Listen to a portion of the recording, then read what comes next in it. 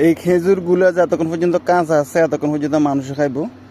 যখন খেজুরগুলো পুরোপুরি ফাঁকি যাবে তখন এগুলো আর মানুষ খাইবে না, এগুলো ফাঁকি দেবে, ছাগলের দিয়ে দিবে, ছাগলের খাবার। এই যে এতক্ষণ পর্যন্ত আধা গাছে আধা ফাঁকনা খেজুর আছে, এতক্ষণ পর্যন্ত খাবে আমার আর বাপ্তারা। বাল্লে নিয়ে আসছে ফারার জন্য, গাছটা বড় আছে, এত ছোটো না।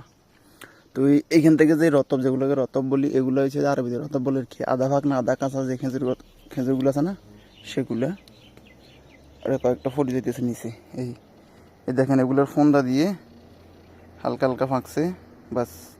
এগুলো হচ্ছে মানে সবসাথে মজার মধ্যে হচ্ছে এগুলো ভিটামিন। এগুলো পুরোপুরি যখন ফাঁকি যাবে এগুলো আর খাবে না, এগুলো পুরোপুরি ফাঁকি গেলে এগুলো ছাগলের জন্য। যতক্ষণ কাঁচা আছে ততক্ষণ খাইবো, ফাঁকি গেছে শেষ, ছাগলের খাওয়াইব। হাই রে খেজুর, আর আমাদের বাংলাদেশে ফানা খাইতো। নসিব নসিব নসিব, এদের নসিবে আছে বিদে এরা